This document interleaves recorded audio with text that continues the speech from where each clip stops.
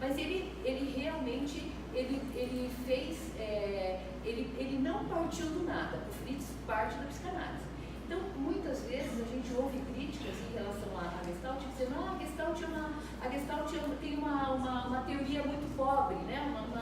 Eu tinha uma amiga que era lá da cadeira de psicologia da Católica, ela fala assim, a Gestalt é bonitinha, mas ordinária, né? Mas é porque, na verdade, ele não parte de uma, sabe, ele parte de... Opa, falando sem... Ele parte de uma prática, né? Ele parte de uma prática, ele não está partindo de uma... A questão não é a teoria. Ele tinha, né? A Gestalt, ela não é só diretamente vinda da psicologia da Gestalt. Ele recebe influências do Goldstein, porque ele serviu no exército e ele aprendeu com o Goldstein, que era um neurologista. Ele entendeu o holismo através da regulação organísmica e o holismo através de experiências, de casos que ele acompanhou, né, que uma lesão orgânica nem sempre dava o mesmo resultado em termos de comportamento, né? Isso significava que o organismo como um todo ele se movimenta para poder dar uma resposta mais adequada para a necessidade que a pessoa está tendo no momento. Ele recebeu influência do Zen budismo, ele recebeu influência do Martin Buber, porque a mulher dele era muito ligada ao Martin Buber. Ele tem influência do existencialismo, ele tem influência de Kurt Lewin com a teoria de campo. Enfim, né, o humanismo é muito presente. Então, na verdade, ele precisava de um novo nome para uma prática que ele fazia. E a prática que ele fazia era assim, olha, eu não tenho o poder sobre o seu conteúdo. Eu preciso estabelecer, ele estabelecia uma relação basicamente dialógica com o outro. Ele não dava o poder que a psicanálise conferia para o psicanalista. Eu, sinceramente, gente, não tenho nenhum argumento para falar sobre a psicanálise hoje, porque eu não tenho mais contato com a psicanálise, né?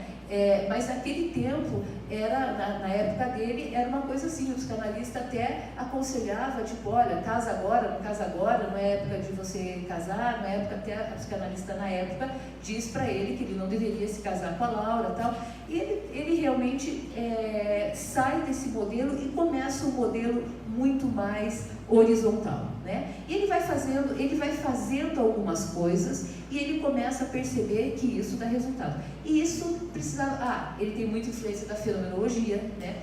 Ele chama o Goodman era um rapaz, ele queria conhecer fenomenologia, e ele faz um combinado com o Goodman, olha, você me ajuda a escrever e eu te faço terapia, né? Ele fazia essas coisas que não eram muito comum. O preço dele era um preço que não era um absurdo, principalmente quando ele chega nos Estados Unidos.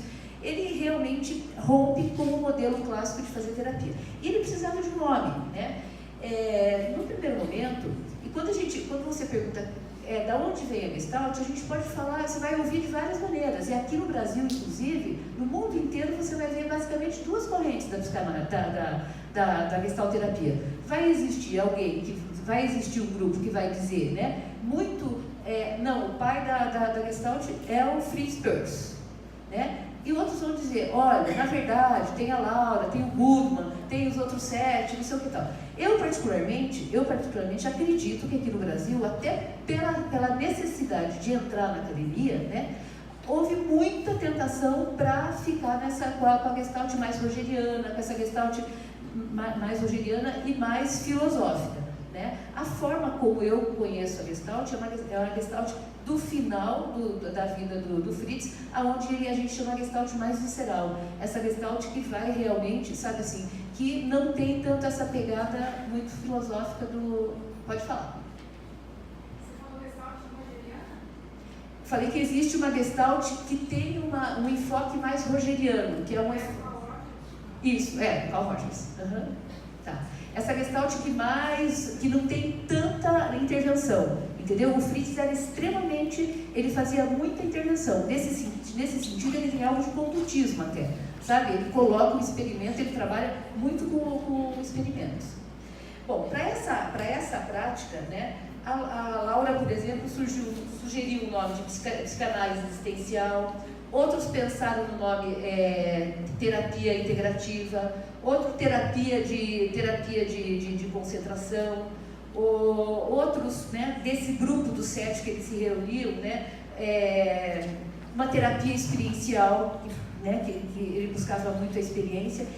Mas o que ele queria? Como ele era um cara, né? Veja, o Fritz, ele era um rebelde, né? Quando na biografia dele, ele se diz que ele é um polimorfo perverso. Quando a gente lê a biografia dele, dá vergonha, a gente fala da vergonha de mostrar o nosso chefe, entendeu? Porque o cara era doido varrido. Ele usava, sabe assim, usou drogas muito tempo, né? Usou drogas, bebia, né? Para ele não tinha diferença, entendeu? A paciente estava ali chorando, mas daí ele passava a mão e de repente já ia para outras coisas, sabe? Ele realmente, como terapeuta, eu tenho a impressão que ele deixava muito a desejar. E na verdade, ele não dá para dizer que ele foi um bom terapeuta, porque ele não tinha paciência, não tinha muita paciência com processos longos.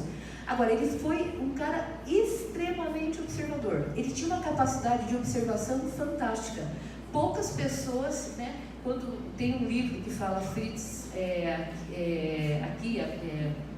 Fritz aqui agora, quando você conversa com muitos das pessoas que foram contemporâneas dele, eles falam assim, impressionados, né, com a capacidade de observação que ele tinha das pessoas.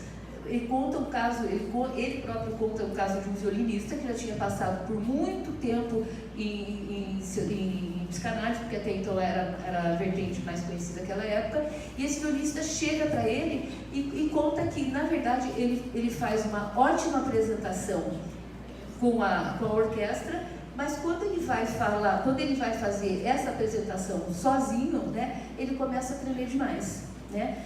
E daí ele pede para que ele traga um violino e toque para ele. E quando ele começa a tocar, ele percebe que a forma como ele apoia, ele se apoia numa perna que não dá suporte para ele. E quando ele está sentado, ele consegue fazer sabe, coisas assim, lógico, deve ser quase, né, talvez não seja tão literal assim, mas de qualquer forma, ele tinha a capacidade de perceber micromovimentos, expressões que, se ele tivesse dentro daquele modelo, né, aonde a pessoa está de costas pro analista, ele não teria condições de observar, né? Então ele vai se dando conta de que quando você fala, você expressa muito pouco do que o teu todo expressa. E ele vai dizer que, na verdade, a gente está aí na década de 60, mais ou menos. Ele morando nos Estados Unidos, a época onde existia um pragmatismo incrível, aonde existiam as pessoas, sabe assim, dando ordens para o seu emocional. Então, o que ele começa a se dar conta de que as pessoas foram se perdendo através de imposições, né, aonde eu tenho o que eu devo de... E ele começa a questionar esse estilo de vida. Na verdade, a gente costuma dizer que a Gestalt não é só uma terapia. A Gestalt implica num estilo de vida. E ele vai dizer o seguinte, que o processo de socialização, ele vai dizer que, do mesmo jeito que o psicótico tem alguns furos, né, ele vai dizer que o neurótico, ele é como se ele fosse alienando partes de si, né? A teoria de desenvolvimento dele vai passar por isso, por mais ou menos assim. Ele vai dizer que o neurótico é aquela pessoa, né, que não vai catalogar como neurótico, mas ele vai dizer que no estilo neurótico nós vamos nos alienando de nós mesmos. E quando nós nos alienamos de nós mesmos, o que sobra para a gente? Sobra para a gente um sistema de regras que a gente precisa obedecer. Olha só o modelo que ele coloca de como a gente se aliena. Quer ver? Eu vou desenhar para vocês. Ó, gente, a gente aprende a desenhar até os 5 anos, tá? Depois a gente não aprende mais. Então, isso aqui dá para usar esse negócio aqui? Não sei se a gente usou a caneta certa. Ó. Tá, imagina que aqui, tá? Eu tenho um nariz, uma boca.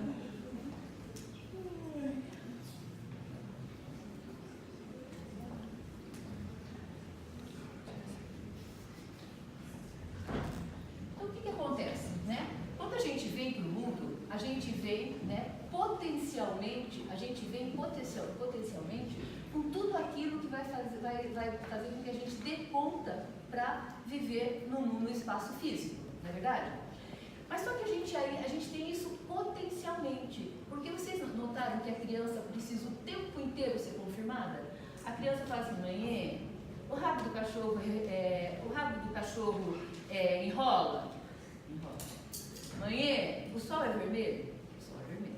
Mãe, a criança precisa que um adulto diga para ela, olha, o que você vê é verdade, o que você ouve é verdade, né? Porque a criança, ela sozinha, ela não consegue se sustentar. O que acontece quando a gente vive num ambiente onde a gente não aprende, a gente não é confirmado, né? Eu tô vendo que a minha mãe chorou, eu tô vendo que os olhos estão vermelhos, aí eu falo, mãe, você tá chorando? Não me enche o saco. O olho não serve. O que eu faço com o meu olho? Eu não vejo bem. Eu jogo meus olhos fora. Aonde tinha olho, agora ficou um buraco, né? Alguém fez pum e tem visita. Mãe, quem peidou? Sabe, você pode falar isso mesmo, então. Meu nariz não serve. Eu jogo meu nariz fora, né?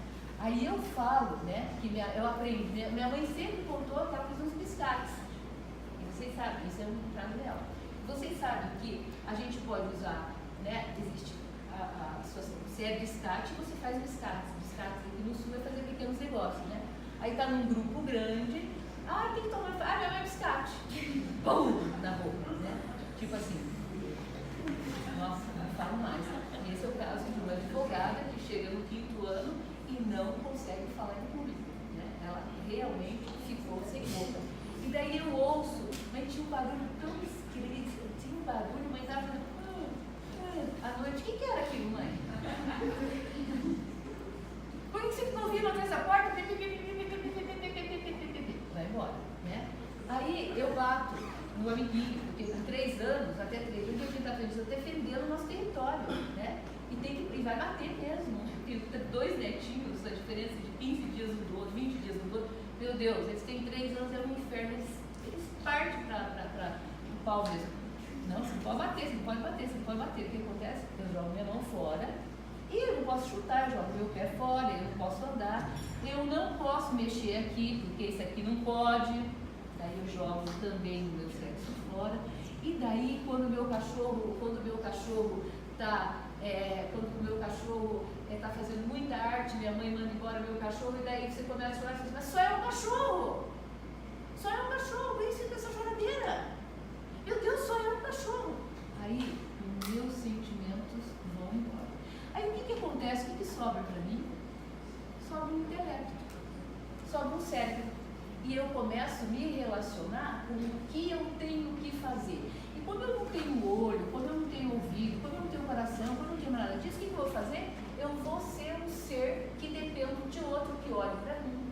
Eu dependo de um outro que fale para mim. Por isso que a gente diz que fazer Gestalt, outras terapias deveriam fazer isso, é um ato político.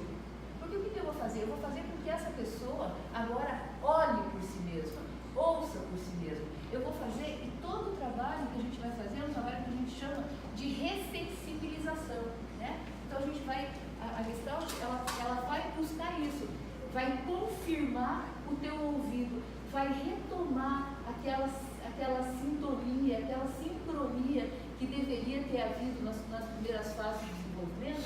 A gente vai retomar isso e fazer com que, não, o que você está vendo é real, realmente isso não, né? Tipo assim, você vai dar nome para aquilo que não tinha muito espaço para falar. E nesse sentido você vai fazer com que a pessoa agora tenha em si mesmo suporte e não dependa, ela tenha autossuporte e não dependa do outro para poder olhar, ver os grandes movimentos, fascismo, nazismo, né, todo o militarismo, o que precisa? Precisa desse tipo de gente que não tem capacidade mais de fazer frente não tem capacidade de fazer frente, não, nem consegue entender suas necessidades.